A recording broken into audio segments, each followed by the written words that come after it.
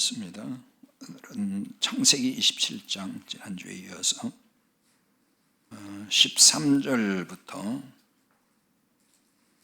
26절까지만 보겠습니다. 창세기 17장 13절부터 26절까지입니다. 다 같이 한 목소리로 봉독합니다. 어머니가 그에게 이르되 내 아들아 너의 저주는 내게로 돌리리니 내 말만 따르고 가서 가져오라. 그가 가서 끌어다가 어머니에게로 가져왔더니 그의 어머니가 그의 아버지가 즐기는 별미를 만들었더라.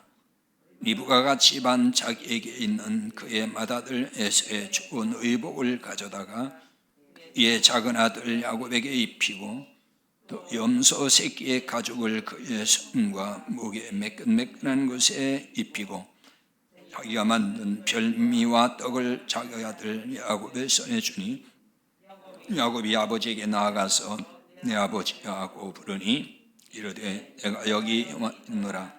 내 아들아 네가 누구냐? 야곱이 아버지에게 대답하되 나는 아버지 맏아들 에서로소이다.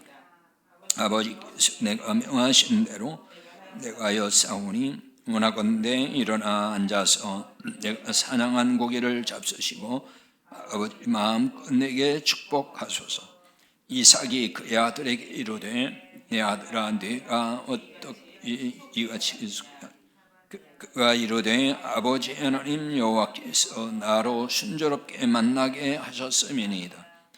이삭이 야곱에게 이르되 내 아들아 가까이 오라. 네가 과연 내 아들 에서인지 아닌지 내가 너를 만져보라 하노라. 야곱이 그 아버지 이삭에게 가까이 가니 이삭이 만지며 이르되 음성은 야곱의 음성이나 손은 에서의 손이로다 하며 그의 손이 에서의 손과 같이 털이 있으므로 분별하지 못하고 축복하였더라. 이삭이 이르되 네가 참 내 아들 에서냐? 그가 대답하되 그러하니이다. 이삭이 이르되 내게로 가져오라. 내 아들이 사냥한 고기를 먹고 내 마음껏 내게 축복하리라. 야곱이 그에게 가져가매 그가 먹고 또 포도주를 가져가매 그가 마시고 그의 아버지 이삭이 그에게 이르되 내 아들아 가까이 와서 내게 입맞추라. 아멘.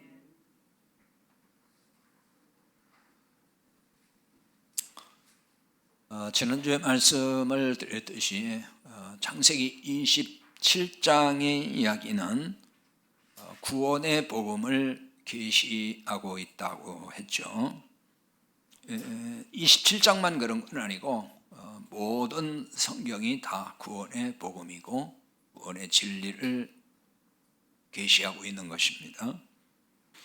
여기 27장에 에서와 야곱의 이야기도 역시 마찬가지입니다. 은혜의 복음을 계시하고 있다는 것입니다. 야곱이 그 아버지 이삭에게 받은 축복, 이삭이 야곱에게 이제 축복하잖아요. 이게 복이라는 것은 하나님이 줄 때 이제 복이라고 하고, 축복이라는 건 사람이 복을 빌 때 축복이라 그래요. 여기서는 지금 이삭이 야곱에게 복을 비는 것, 그게 이제 축복인데, 여기서 이 복은 지금 세상 복을 말하는 게 아니고요, 구원의 복을 의미하는 것입니다. 이런 것을 놓치게 되면은 야곱이 세상적으로 복받았다 이렇게 이제 해석을 자꾸 하는 거예요. 구약에 나오는 이 복은 즉 세상에서 어떤 복을 받았다 이렇게 나오잖아요. 구약에서 주로 이 세상 복을 통해서 구원의 복을 설명하는 거예요. 신령한 복을 이렇게 계시해주고 드러내준다 그 말이에요. 그러니까 그걸 문자 그대로 세상에서 이렇게 복받았다, 그러니까 우리도 복받는다 이렇게 얘기하면은 안 맞는다 그 말이에요. 장자인 에서가 받을 축복을 야곱이 받았어요. 에서가 장자잖아요, 맏아들. 그러니까 야곱이 축복받을 자격이 안 된다 그 말이에요. 원래 이제 그 장자권에게 주는 그 장자에게 이어지는 그 축복, 그건 에서가 만든 게 마땅한 거잖아요. 근데 야곱이 받거든요. 이 말은 뭐냐면은 자격이 안 되는데 받았다는 얘기가 되는 거거든요. 야곱은 자격이 안 되는데 받았단 말이에요. 이건 뭘 말해주는 거겠어요? 값없이 은혜로 받는 구원, 그걸 계시해 주는 거예요. 자격 있는 우리를 구원해 줬다는 게 아니고 자격 없는 우리를 하나님이 구원해 주신다. 자격 없다는 얘기는 다른 말로 하면 공로가 없다 그 말이잖아요. 공로가 없지만 하나님의 은혜로 구원하시는 거, 이런 걸 여기 담아서 계시하고 있는 거예요. 야곱은 아버지를 속이고 축복받는 것이 두려웠습니다. 왜냐하면 형은 털이 많은 사람이고 자신은 매끈매끈한 사람이라서 들통날 것 같았어요. 그 생각이 안 들겠어요? 아버지 이삭이 아무리 늙고 눈이 어둡다 그래도, 눈이 어두워서 못 본다 그래도 감각이라는 게 있잖아요. 그러면 복은 고사하고 저주받을 수 있다는 생각에 이제 두려웠던 거죠. 그러자 이제 리브가가 이렇게 말했어요. 13절이죠. 같이 볼까요? 어머니가 그에게 이르되 내 아들아 너의 저주는 내게로 돌리리니 내 말만 따르고 가서 가져오라. 너의 저주는 내게로 돌리라. 이렇게 말을 합니다. 이걸 이제 원문 직역을 하면은 내 위에 너의 저주를 올리라 그 말이에요. 내가 너의 저주를 짊어지겠다는 얘기죠. 너의 저주를 나한테 올려라. 야곱이 받을 저주를 대신 받겠다는 뜻이 되는 거예요. 그 저주가 임한다면 내가 그 저주는 짊어진다 그 얘기거든요. 이런 점에서 어머니 리브가는 우리의 저주를 대신 받은 그리스도의 모형으로 지금 보여준다, 이렇게 볼 수가 있어요. 자, 그동안 리브가는 교회 모형이란 관점에서 살펴봤잖아요. 사라도 그랬고 리브가도 그러고 이건 하나의 교회의 모형이었다는 것을 전에 쭉 말씀을 봤습니다. 교회가 그리스도의 몸이잖아요. 교회가 그리스도의 몸이기 때문에 교회의 모형인 리브가는 그리스도의 모형이다, 이렇게도 설명이 가능하다 그 얘기예요. 왜 갑자기 리브가가 그리스도의 모형이냐 이렇게 할까 봐서 지금 설명을 제가 덧붙이는 거예요. 그런 점에서 그리스도의 모형, 진짜 그리스도라는 얘기가 아니고 하나의 그림자라는 얘기예요. 그리스도가 우리를 대신해서 저주를 받았기 때문에 우리가 구원받은 거예요. 우리가 복을 받았다 그 말이에요. 그걸 신약에 와서 갈라디아 3장 13절, 자 거기 적어놨죠. 같이 볼까요? 그리스도께서 우리를 위하여 저주를 받은 바 되사 율법의 저주에서 우리를 속량하셨으니 기록된 바 나무에 달린 자마다 저주 아래 있는 자라 하였음이라. 그리스도께서 우리를 위하여 저주를 받은 바 되사, 이 십자가의 죽음을 저주를 받았다 이렇게 표현한 거예요. 그 율법의 저주에서 우리를 속량하셨다.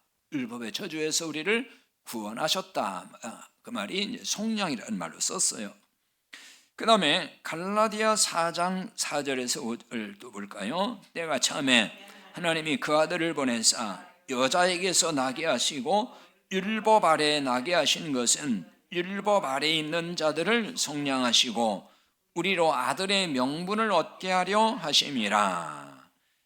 율법의 저주에서 우리를 구원하셔야 되기 때문에 예수님이 율법 아래 나셨단 말이에요. 그걸 얘기하는 거예요. 예수님이 우리와 같이 되셨어요. 그건 율법 아래 나셨다는 얘기예요.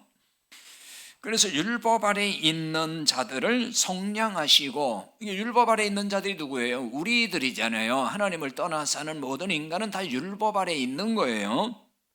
그들을 속량은 구원이라 그랬죠. 그러므로 우리로 아들의 명분을 얻게 하려 하심이라.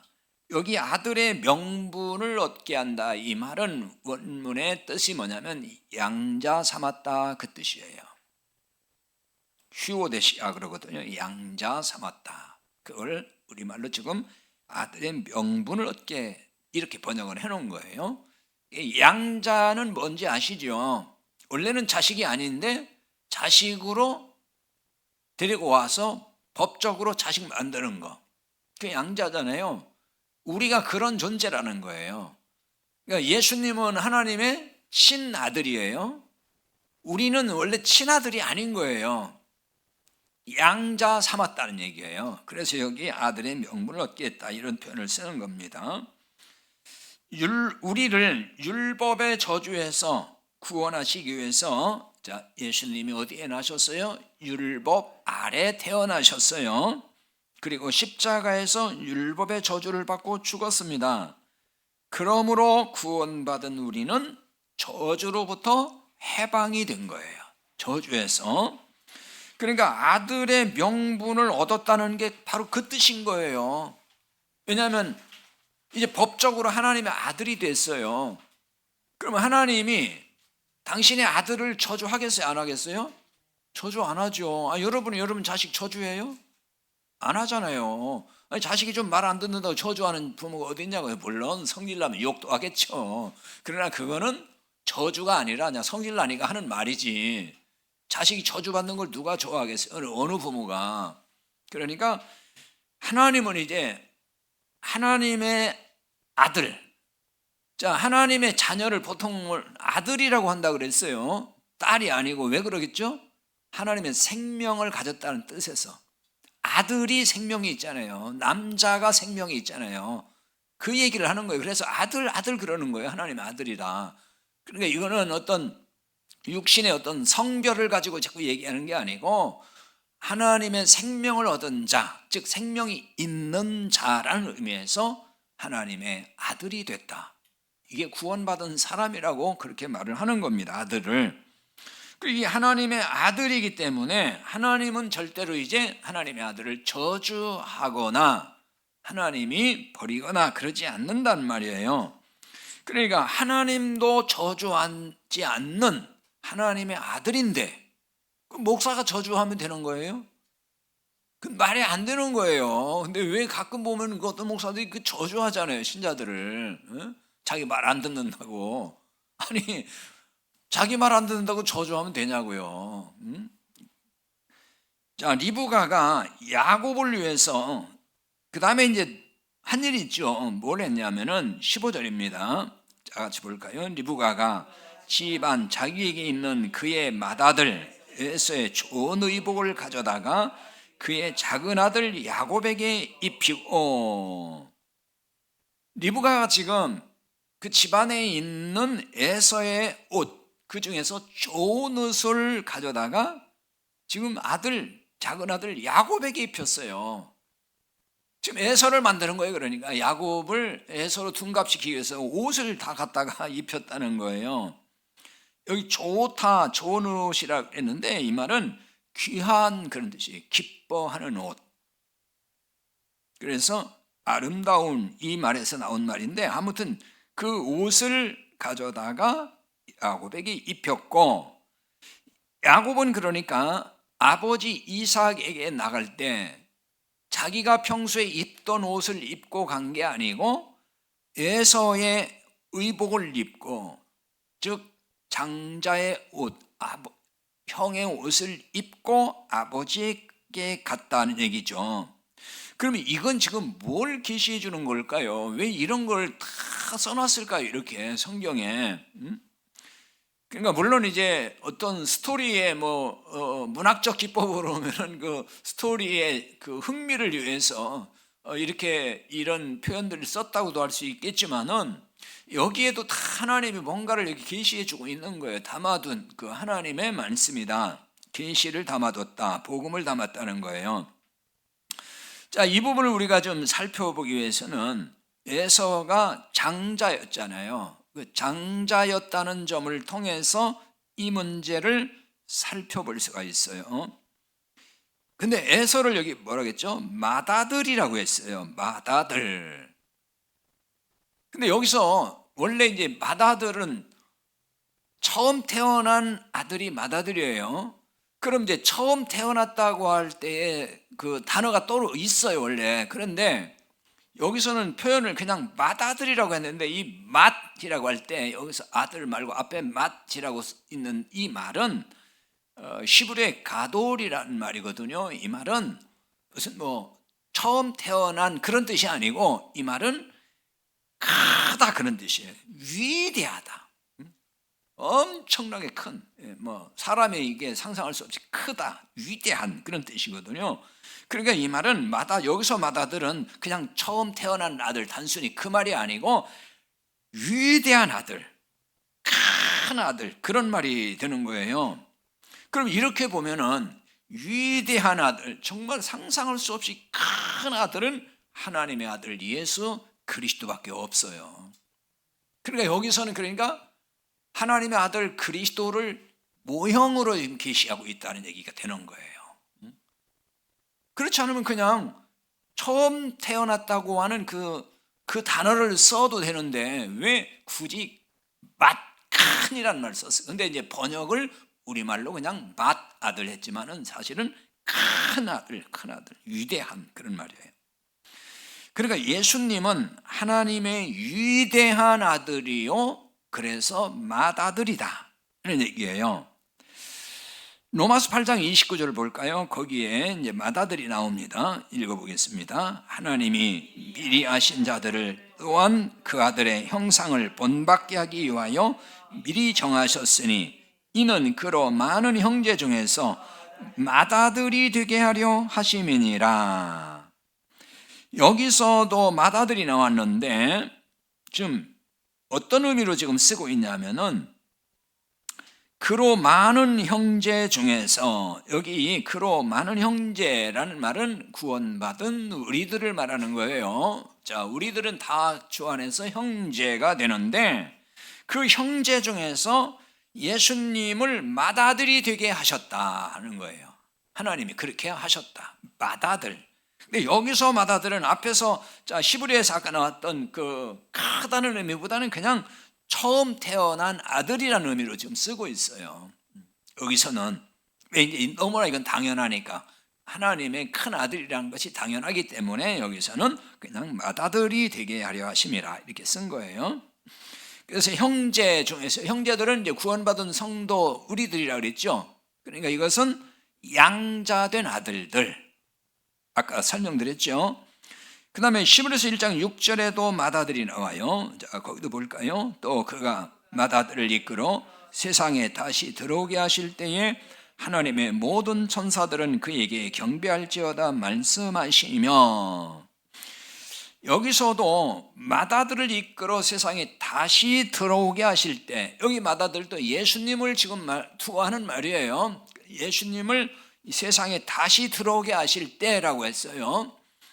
그 재림을 말하는 건데, 근데 여기서 이제 히브리서 1장에서는 지금 그리스도의 우월하심, 탁월하심을 자꾸 천사라든지 또 다른 어떤 모세라든지 이런 존재와 자꾸 비교해서 말씀을 해요. 왜냐하면 유대인들이 그 예수님을 자꾸만 이렇게 천사보다 못하다, 모세보다 못하다, 자꾸 이런 의식들이 있어요. 그래서 그게 아니고 천사보다 훨씬 위대한 분이다.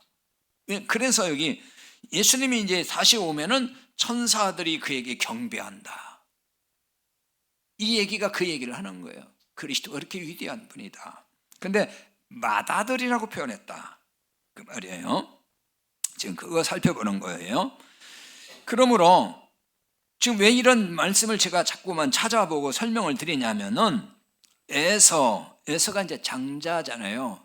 여기서의 에서는 그리스도의 모형으로 볼 수 있다. 그거 설명하려고 이렇게 지금 쭉 살펴본 거예요. 따라서 에서의 의복을 입힌 것은 그리스도로 옷을 입은 것을 계시해 주고 있다는 얘기예요.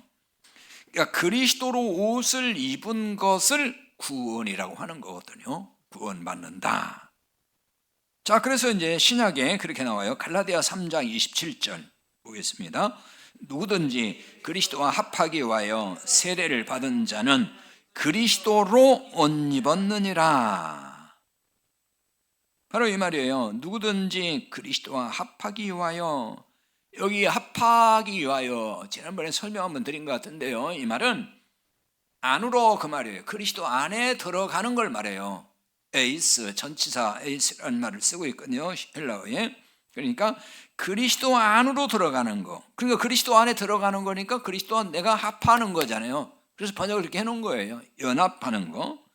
그게 뭐라고요? 구원이잖아요. 그러니까 그리스도와 연합하기 위해서 뭘 해야 돼? 세례를 받아야 된다. 그럼 여기서 세례는 우리가 흔히 교회에서 하는 물 세례를 말하는 게 아니에요. 그 세례를 받은 자는 뭐라고요? 그리스도로 옷 입었다 그랬어요. 그리스도로 옷 입었다. 로마서 6장 3절에 그 적어놓지는 않았는데요. 제가 읽어볼게요. 거기 이런 말씀이 있어요. 무릇 그리스도 예수와 합하여 세례를 받은 우리는 그의 죽으심과 합하여 세례를 받은 줄을 알지 못하느냐. 그러니까 세례가 뭔지를 로마서 6장 3절에서 설명을 해요. 그리스도와 합하여 세례를 받으면은 그의 죽으심과 합하여 세례를 받은 것이다. 이렇게 얘기하거든요. 그래서 원래 세례라는 말은 뭐 씻는다는 뜻도 있지만은 이 원래는 죽는다는 뜻이에요. 죽고 산다. 물속에 들어가는 거예요. 원래 세례가 수장되는 거, 장사 지낸다. 그리고 다시 사는 거. 그래서 그리스도와 함께 죽고 그리스도와 함께 살아나는 거. 그리스도와 함께라는 것은 그리스도와 내가 연합이 됐다는 얘기는 그리스도와 이제 같이 죽은 것이 되는 것이고 그리스도가 부활하신 것은 나도 부활한 것이 된다는 얘기예요. 동일시하는 거예요. 그러니까 그것이 구원의 상태라는 거예요. 그걸 뭐라고요? 그리스도로 옷 입은 것이다. 그리스도 주님이 입었던 옷을 입었다는 게 아니고 그리스도로 옷을 입었다. 그리스도 안에 들어갔단 말이에요. 쉽게 말해서. 자, 로마서 거기 13장 14절인데 14절이 빠진 것 같아요. 거기 빠뜨려 나왔는데 13장 14절입니다. 거기도 볼까요? 오직 주 예수 그리스도로 옷 입고 정욕을 위하여 육신의 일을 도모하지 말라. 여기도 주 예수 그리스도로 옷 입고 그랬죠. 그래서 그리스도로 옷 입는다는 얘기는 원문에 로라는 그리스도로라 이 말은 목적격이에요. 그리스도의 어떤 옷, 소유격이 아니고 목적격. 그리스도라는 옷을 입는 것. 자, 15절 볼까요? 15절에 보면 의복이 나오죠. 15절에 보면 15절입니다. 근데 여기 의복이란 말은 뭔가 그 전혀 상반된 듯한 뜻이 있어요. 두 가지 뜻이 있는데 의복을 베개드라고 하는데 하나는 배반, 반역. 이건 이제 같은 뜻이겠죠. 배반하고 반역하는 거. 근데 이게 이제 의복이란 말이고 또 덮개. 뭐 의복은 우리 몸을 덮는 거니까 뭐 같은 뜻이죠. 이거는 이런 어떻게 보면 이제 뭔가 좀 의미가 연결이 안 되는 두 가지 뜻이 있거든요. 그러니까 예를 들어서 배반, 그 다음에 의복, 뭔가 서로 상관없이 보이잖아요. 전혀 생뚱맞은 관계. 그럼 여기 배반, 반역 이런 뜻이 있어요. 이게 무엇이냐면은 내가 입었던 옷, 그걸 벗고 새 옷을 입는 거, 그걸 배반이라고 하는 거예요. 반역. 그러니까 새 옷을 입는 것은 이미 옷을 입혀준 자에 대한 배반이고 반역이라는 의미가 되는 거예요. 그러니까 그리스도라는 새 옷을 입잖아요. 그리스도로 옷 입는 건 전혀 새로운 옷이에요. 그리스도로 내가 새 옷을 입으려면은 이미 옷을 입혀준 자의 옷을 벗어야 돼요. 그러니까 그 입혀준 자를 내가 배반하는 것이 됐다는 거예요. 구원받기 전에 입었던 옷이 있어요. 그게 뭘까요? 이 옷이 율법의 옷이라고 하는 거예요. 그 옷을 우리는 입고 있었어요. 그런데 이 옷을 그럼 누가 입혀준 거냐면은 이건 사탄이 입혀준 옷이에요. 그러니까 이 옷을 벗어야만이 그리스도로 옷을 입게 되는 거예요. 그래서 그리스도라는 새 옷을 입으려면은 사탄을 내가 배반해야 되는 거예요. 사탄을 내가 배신해야 되는 거예요. 여전히 사탄과 함께 있으면 안 되는 거죠. 그리고 사탄이 입혀준 율법의 옷을 이제 벗어야 되는 거죠. 그러니까 구원받기 이전에 모든 사람은 사탄이 입혀준 옷을 입고 사는 것과 같아요. 율법의 옷을 입고 산다는 거예요. 아까 다 율법 아래 있다 그랬잖아요. 이 세상 구원받기 이전의 사람들은 그 똑같은 얘기예요. 그게. 자, 그걸 보여주는 것이 창세기 3장이거든요. 뭐 전에 다 살펴보긴 했지만은, 자, 아담 하와가 범죄한 후에 자기들이 벗은 줄 알고 스스로 이제 옷을 해 입잖아요. 무화과 나무 잎을 엮고 치마를 삼았다. 그 부분은 창세기 3장에 이제 설명, 그때 설교할 때 말씀드렸으니까 거기 들어가 보시면 알아요. 그럼 여기 무화과 나무는 율법을 상징하는 거예요. 율법. 따라서 무화과 나무 잎으로 치마를 삼은 것은 율법의 옷을 입었다는 것과 같은 거예요. 이거는 사탄이 입힌 옷이다.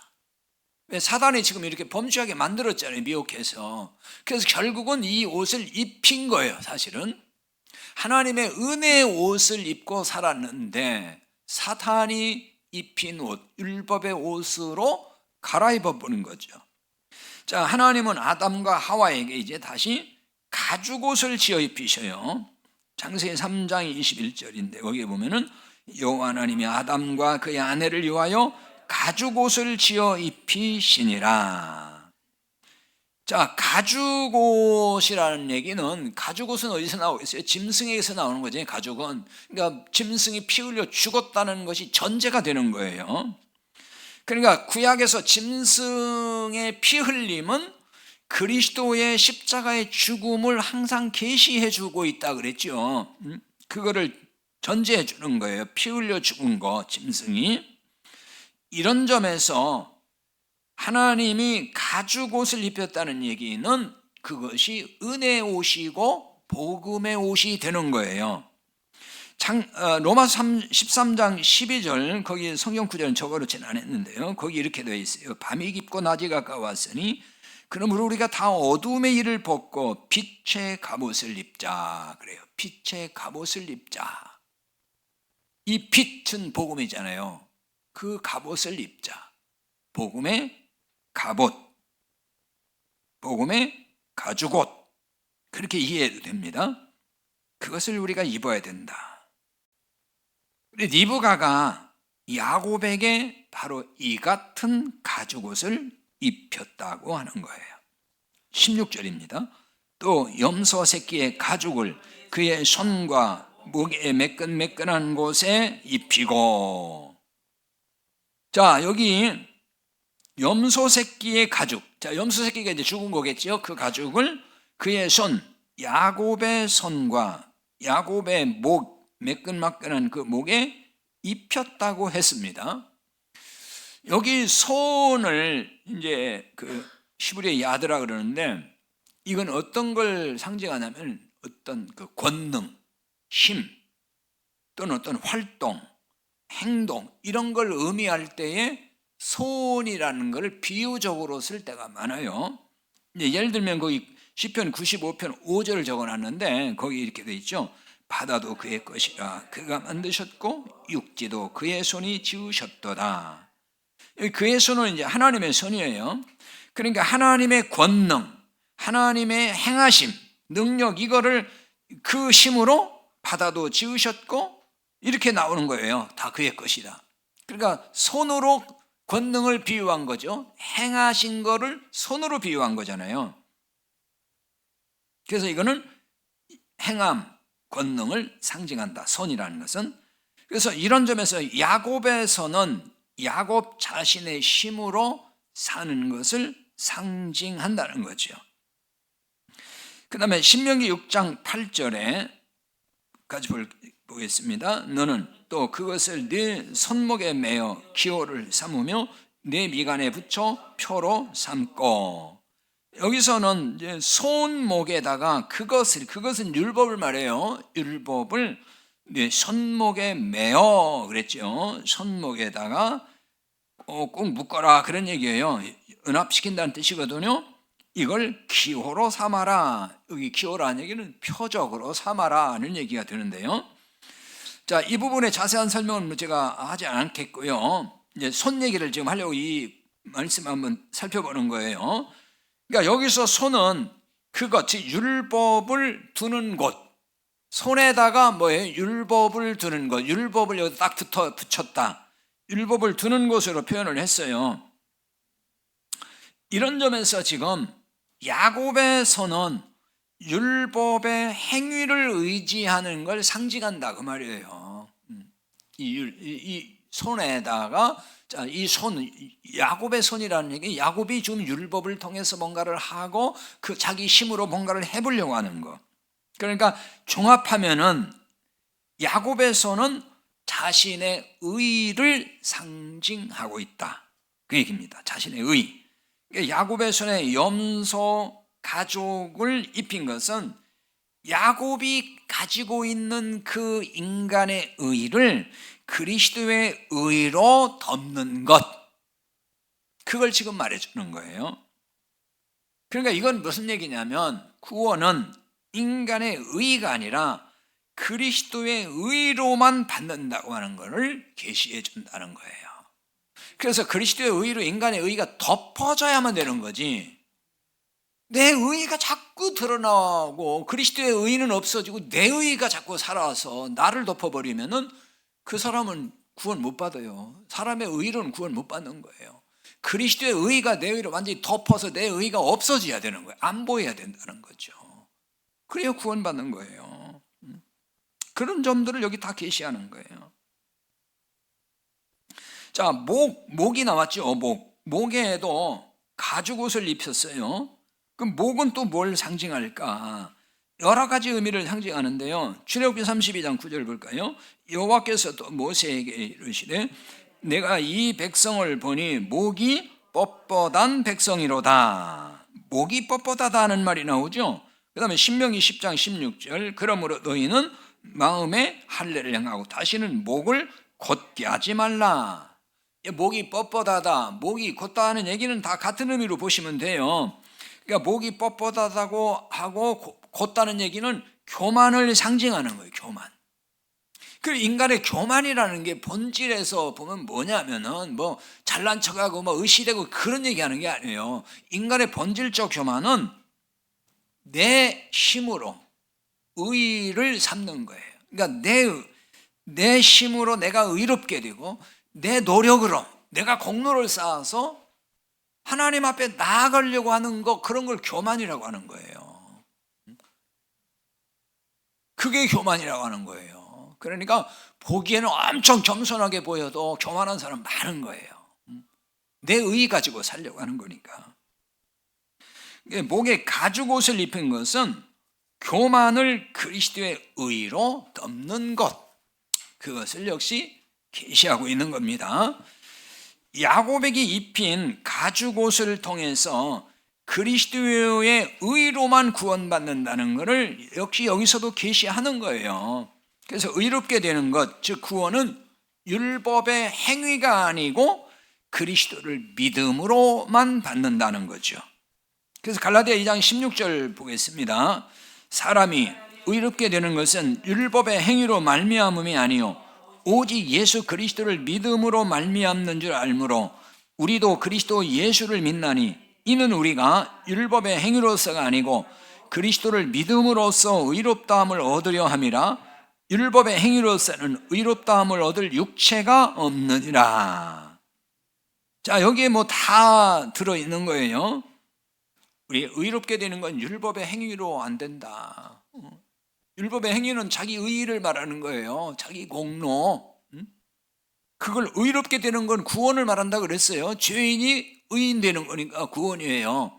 그거는 우리 율법의 행위, 내 의, 인간의 공로, 노력 이런 걸로 되는 게 아니다. 그 얘기하는 거예요. 그걸 그리스도의 의로 다 덮어버려야 되는 거예요. 그래서 안 보여야 돼요. 근데 자꾸 예수님의 의를 덮어버리려고 하잖아요. 자기 의 가지고. 그러면서 내가 예수 믿는다 그러면 그건 거짓말이에요. 자, 야곱이 축복을 받기 위해서 아버지 이삭에게 이제 갔습니다. 그러자 이삭이 만지면서 음성은 야곱의 음성인데 손은 에서의 손이구나 이렇게 얘기해요. 그리고 축복을 해요. 자, 23절 볼까요? 그의 손이 에서의 손과 같이 털이 있으므로 분별하지 못하고 축복하였더라.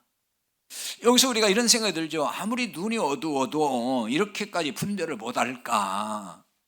여러분 같은 분별 못하겠어요? 안 보여도 벌써 감각이 있잖아요. 목소리 들으면 알고. 야곱의 음성을 듣고 에서가 아닌 것을 분명히 알아봤을 거라고요. 여러분 같으면 다 알아봤을 거예요.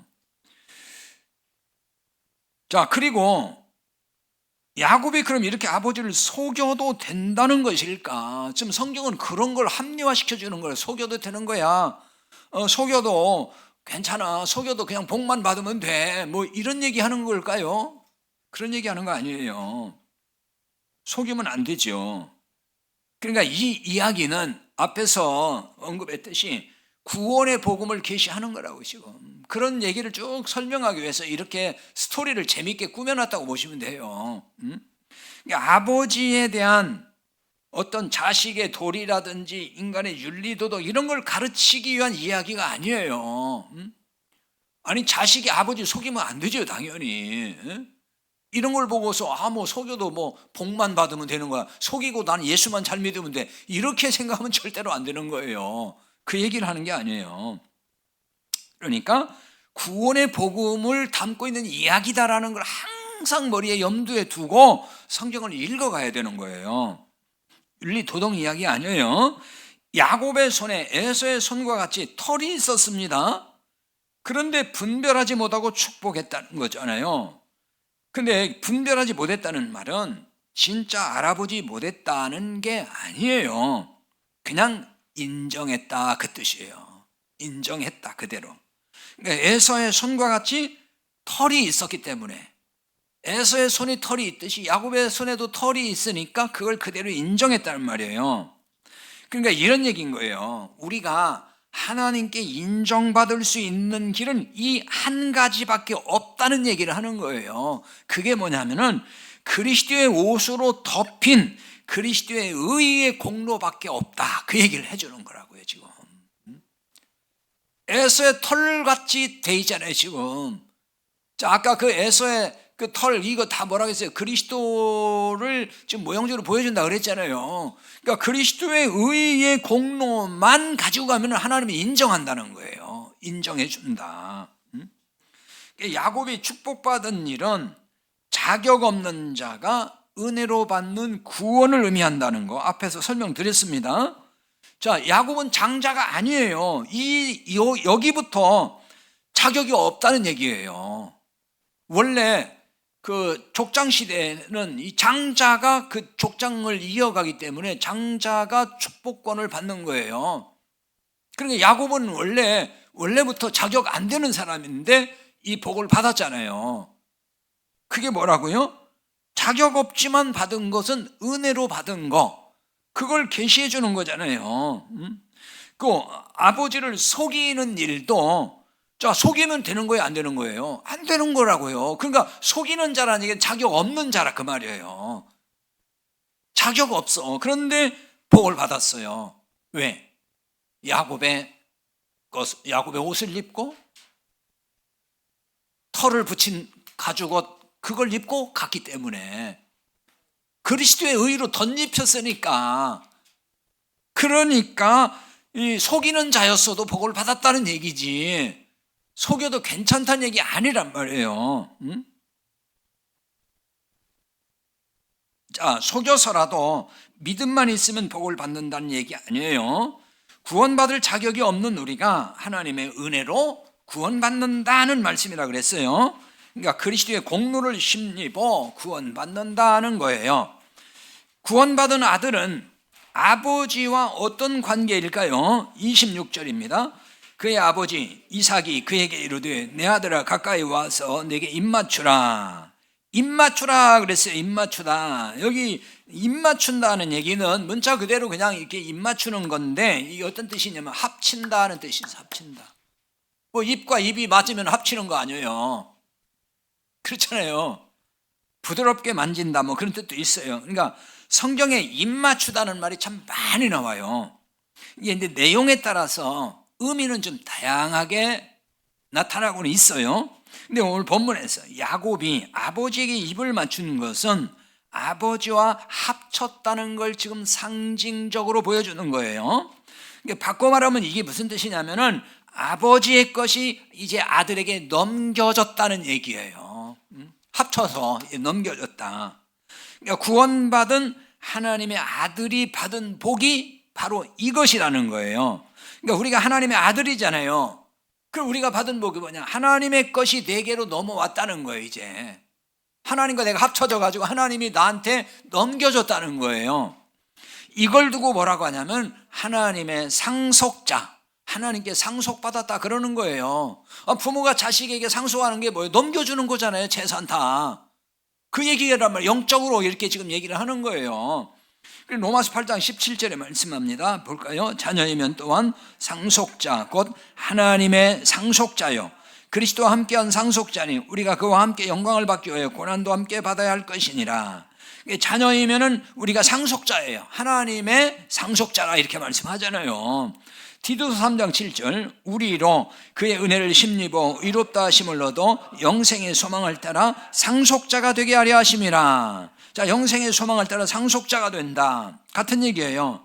자, 야곱이 입 맞출 때 아버지 이삭이 야곱이 입은 옷의 향취를 맡고 축복을 해요. 27절입니다. 그가 가까이 가서 그에게 입 맞추니 아버지가 그의 옷의 향취를 맡고 그에게 축복하여 이르되 내 아들의 향취는 여호와께서 복 주신 밭의 향취로다. 여기서는 또 이제 향취를 맡았다, 향기를 맡았다는 얘기예요. 그의 옷의 향취를 맡고 그랬는데 여기 향취는 향기, 냄새 그런 뜻이거든요. 그럼 야곱이 입은 옷이 누구 옷이에요? 에서의 옷을 입고 갔잖아요. 그러니까 이 옷은 누구 옷이라는 거 이제 그리스도로 옷 입은 거라고 아까 설명을 드렸잖아요. 그러니까 앞에 걸 이해를 해야 되는 거예요. 그래야 이게 지금 의미가 깨달아져요. 이 옷은 그리스도로 옷 입은 거 의미한다고 설명했습니다. 그러므로 그의 옷의 향취는 그리스도 옷의 향취라는 얘기예요. 그리스도 옷의 향기. 그러니까 하나님은 그리스도로 옷 입은 하나님의 아들에게서 그리스도의 향기를 맡으시는 거예요. 우리가 하나님의 아들이면은 하나님은 우리에게서 누구의 향기를 맡아요? 그리스도의 향기를 맡으신다. 그러니까 우리에게서는 향기가 안 나요. 우리 자체에서는 악취만 나지 뭐 향기가 나. 근데 그리스도로 옷 입었기 때문에 그리스도의 향기가 난다는 거예요. 고린도후서 2장 15절에 나와요. 볼까요? 우리는 구원받는 자들에게서나 망하는 자들에게나 하나님 앞에서 그리스도의 향기다. 하나님께 그리스도의 향기가 되는 거예요. 우리가. 그러니까 우리에게서는 사실 악취가 나요. 악취. 우리 인간은 전부 가까이 가면 악취가 나요. 향기 안 난다고. 아무리 향수 뿌려봐야 소용없어요. 전부 다 악취가 나. 그런데 향기 나는 그리스도로 옷을 입었어요. 하나님은 이 향기를 맡고 우리에게 복을 주신다는 얘기예요. 우리에게서 풍기는 냄새로는 하나님께 입을 맞출 수가 없고 하나님께 복을 받을 수가 없어요. 자, 27절 하반절에 보면은 내 아들의 향취는 여호와께 복 주신 밭의 향취로다 이렇게 말씀해요. 이 부분은 이제 다음 주에 좀 살펴보겠습니다. 아무튼 오늘 우리는 그리스도의 옷을 입고 향기 나는 자가 됐다. 하나님이 우리의 향기를 맡으시고 이미 우리에게 복을 주셨다. 이 말씀을 기억할 수 있기를 바랍니다. 자.